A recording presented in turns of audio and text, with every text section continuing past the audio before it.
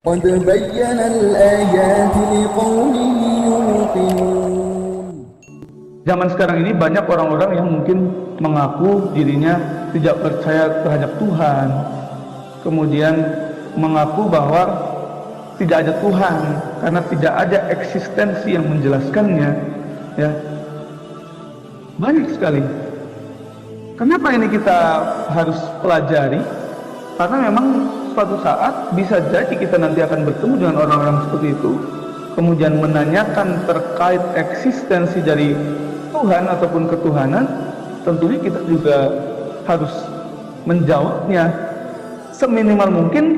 Biarpun kita tidak menjawab, tapi hati kita meyakini dengan sebenar-benarnya dan fakta berdasarkan dengan kebenaran terkait dengan eksistensi dari Tuhan, yaitu Allah Subhanahu wa ta'ala. Ya, di sini dijelaskan, ya ayuhan nasu in kuntum fi raibim minal ba'ts.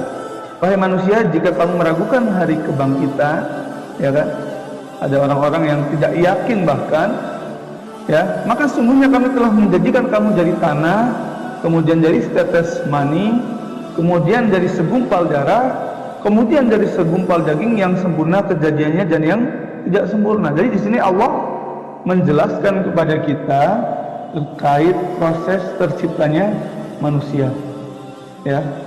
Nah, itu hubungannya dengan orang-orang yang tidak percaya Tuhan. Biasanya kalau orang yang tidak percaya Tuhan itu akan bertanya seperti ini, mana Tuhan? Coba tunjukkan kepada saya seperti apa Tuhan. Ya. Tentunya kita tidak mungkin akan menunjukkan bentuk wujud, ya, karena itu juga dilarang di agama Islam kita untuk merepresentasikan Allah dengan wujud makhluk, ya. Jadi bagaimana cara menjawabnya? Tentunya kita harus jawab dengan sesuatu yang argumentatif, yang masuk akal, ya. Karena ini kita berhadapan dengan orang-orang yang tidak yakin. Kalau orang-orang yang tidak yakin kita jelaskan dengan sesuatu yang bersifat keyakinan, ya akan bertolak belakang, ya.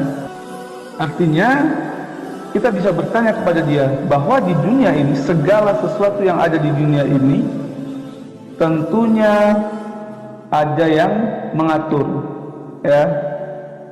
Bahkan kita lihat dari hal-hal terkecil, mulai dari handphone, mulai dari sepeda motor.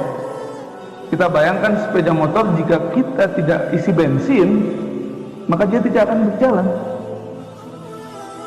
Jika kita tidak rawat, kita tidak servis, maka dia akan rusak. Ketika kita tidak kendarai dengan baik sesuai aturan, ya, aturannya harus di kiri jalannya, ternyata lewat jalur kanan, ya tabrakan ataupun mungkin kecelakaan. Begitu juga handphone, ya kan? Kalau tidak kita charge baterainya, maka dia tidak akan beroperasi. Kita tidak isi pulsa, data, ataupun kita tidak pasang wifi, maka dia tidak akan bisa kita gunakan untuk berkomunikasi. Itu hal terkecil, ya. Lalu pertanyaannya, bagaimana dengan alam semesta, dengan bumi, planet, matahari?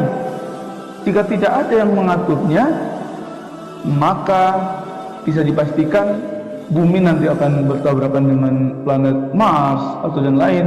Tentunya intinya tidak akan berjalan di orbitnya dengan baik. Itu untuk hal yang skala besar. Sekarang pertanyaannya, kira-kira siapa yang bisa mengontrol atau mengatur itu semua? Ya Tuhan, gitu ya. Lalu Tuhan itu siapa? Seperti apa? Nah, kita bisa jelaskan dari ayat yang tadi sudah dibacakan, yaitu Allah ataupun Tuhan menciptakan manusia, ya, dari tanah, kemudian segumpal daging, ya, kemudian menjadi seorang bayi, dilahirkan ke dunia, kemudian menjadi dewasa ataupun mati, ataupun sampai tua, ataupun sampai remaja, ataupun hanya sampai balita. Dan itu semua kita yakini bahwa disampaikan oleh Allah Subhanahu wa taala. Nanti orang bertanya, "Oh, itu kan bisa dikarang-karang." Bagaimana bisa dikarang bahwa Al-Qur'an secara otentik berdasarkan sanad diturunkan 1400 tahun yang lalu kepada Nabi Muhammad SAW, di mana Rasulullah Muhammad SAW bukan seorang dokter kandungan, bukan seorang dokter bedah, bukan seorang ilmuwan. Sementara para ilmuwan memahami proses terjadinya kelahiran ini ataupun penciptaan manusia ini ya baru beberapa ratus tahun yang lalu. Artinya bagaimana mungkin kita meragukan sesuatu yang pada saat itu Rasulullah SAW menjelaskan sedetail ini terkait dengan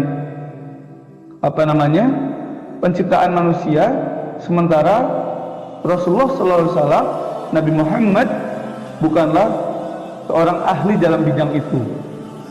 Ya pasti kita akan berpikir jelas bahwa kalimat ini adalah langsung dari yang maha. Siapa? Allah Subhanahu wa ta'ala. Insya Allah kalau sudah seperti itu, orang-orang yang awalnya ragu, maka dia akan yakin, maka dia akan sedikit-sedikit mengenal dan memahami.